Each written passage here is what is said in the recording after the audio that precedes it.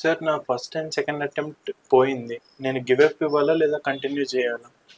First and second attempt పోయింది అన్నారు. First attempt పోయిన తర్వాత ఏ అంశాల్లో మీరు పోగొట్టుకున్నారు, సెకండ్ అటెంప్ట్ పోయిన తర్వాత ఏ అంశాల్లో పోగొట్టుకున్నారు అనే రెక్టిఫికేషన్ అనేది చాలా important.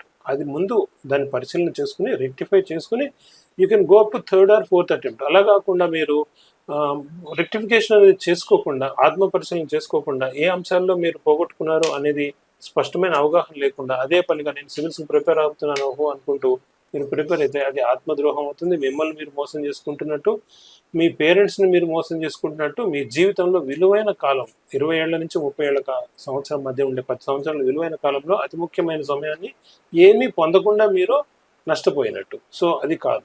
First you analyse yourself. Whatever are the failures are the stepping stones for the success అంటారు. At the same time when they will become stepping stones for the success, when you understand, analyze where you have gone wrong, then only they will be helpful to you.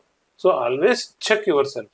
ప్రతి అడుగులోనూ మీరు ఏం తప్పు చేస్తున్నారు, ఏంటి మీ బలహీనతలు, వాటిని అధిగమించడం ఎలా అనేది మీ ఫ్యాకల్టీతో డిస్కస్ చేస్తూ, మీ క్లోజ్ ఫ్రెండ్స్ లోపల ఎవరైనా కాస్త జ్ఞానం ఉన్నవాళ్ళు, సీనియారిటీ ఉన్నవాళ్ళు చెప్పగలిగితే వాళ్ళతో డిస్కస్ చేస్తూ you should go on rectifying your self. Failure అనేది ఓన్లీ ఎగ్జామ్లోనే రావక్కర్లేదు. మీకు ప్రతిరోజు మీరు ప్రిపేర్ అవుతున్నప్పుడు మీకు ఏవైతే బలహీనతలు మీకు గోచరిస్తూ ఉంటాయో, when you are able to identify them, try to rectify them, then automatically you will be able to overcome those failures and success bata